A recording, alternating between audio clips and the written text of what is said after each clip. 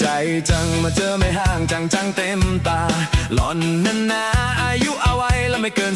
22หน้าตาท่าทางก็เท่แถมมีเสน่ห์เป็นกองเจ้าของเดิมที่เคยครอบครองเขาปล่อยให้น้องมาได้ไงกันเจ้าของคนเดิมเขาปล่อยให้น้องมาได้ไงกันแจ่มจันนะจ๊ะพิมพ์ใจ